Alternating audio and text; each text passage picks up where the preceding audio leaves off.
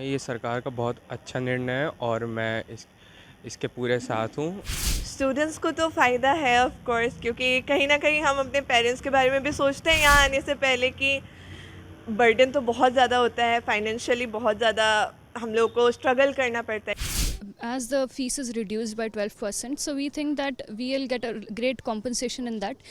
इस डिसीजन की वजह से अकोमोडेशन की फ़ीस कम हो गई है और इस वजह से 25 से लेके 1 लाख रुपए तक का वेव ऑफ हो गया है फ़ीस में।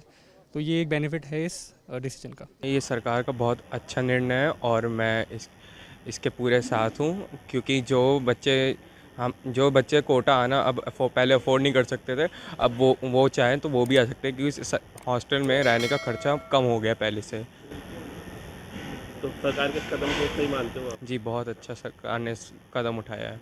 स्टूडेंट्स को तो फ़ायदा है ऑफ कोर्स, क्योंकि कहीं ना कहीं हम अपने पेरेंट्स के बारे में भी सोचते हैं यहाँ आने से पहले कि बर्डन तो बहुत ज़्यादा होता है, फाइनेंशियली बहुत ज़्यादा हम लोग को स्ट्रगल करना पड़ता है, क्योंकि ऑफ कोर्स सब तो इतने अमीर नहीं होते कि इतना ज़्यादा सब कुछ एफर्ट कर पाए। तो कहीं ना कहीं बहुत ज़्यादा एक रिलीफ टाइप का एक फ़ील हुआ होगा कि होगा, स्मॉल अमाउंट एक ही होता है जीएसटी, लेकिन उतना भी कम है तो फाइनेंशियली बहुत ज़्यादा सपोर्ट हो जाता है। तो मेरे ख्याल से तो काफ़ी अच्छा एक स्टेप लिया गया है for the upbringing of childrens, कि वो लोग सोच पाए बाहर आने के लिए, पढ़ने के लिए, अगर इतना भी थोड़ा सा भी अगर फाइनेंशियली सपोर्ट मिल रहा हो तो मेरे ख्याल से बहुत अच्छा एक स्टेप लिया गया है। I think that even as parents or students, we believe and we look forward for something affordable. And we as students look for other countries that are quite affordable to live in or for our tuition fees. But the government of India has taken this step, and I think it's very helpful because even now as a student, we don't have to go to other countries to look for education that is affordable. We can live here and continue our education, which is at reasonable prices. Financially help से, क्योंकि आपके बहुत पैसे बचेंगे तो उसको student कैसे use कर पाएंगे, आपको कैसे लगता है यूटिलाइज कर पाएंगे उस मनी को उस time? Sir, as the fees is reduced by 12%, so we think that we'll get a great compensation in that. The fees is more and more affordable. From 20,000 to 2.5 lakhs, we are getting a compensation to live in hostels. Plus, we have a great security and affordability here. So this is a good decision that has been coming from the ministry. I believe that this decision will impact students, and not only the students, the parents hugely. Students who want to pursue their education further, for example, they are wanting to give GATE, CAT, and also higher educations. They can save their money for that, and not only that, I believe that with that money they can also pursue higher education.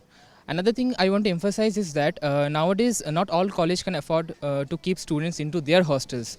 So as a result of that, many of the students have to stay outside of the premises.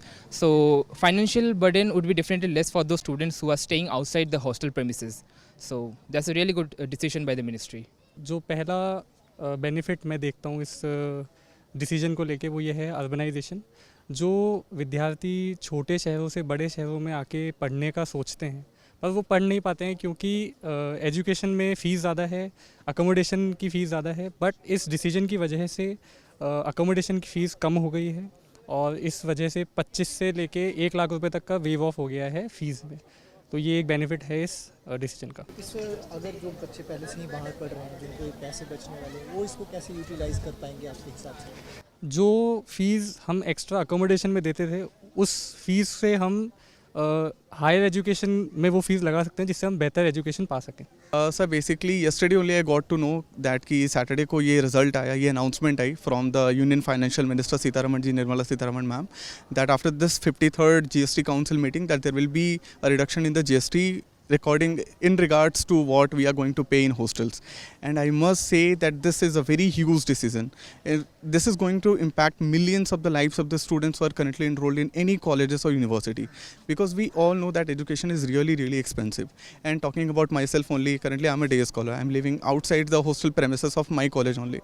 So I understand that how much financially my parents are burdened, and in fact even I am currently trying to lessen this burden by doing some internships as well. And after hearing this decision from our Honorable Prime Minister's cabinet, and that this decision has been issued, I'm really happy. And I must say that the vision that has been envisioned by our Prime Minister, the Viksit Bharat 2047, I think we are clearly on the path to become the superpower of this world.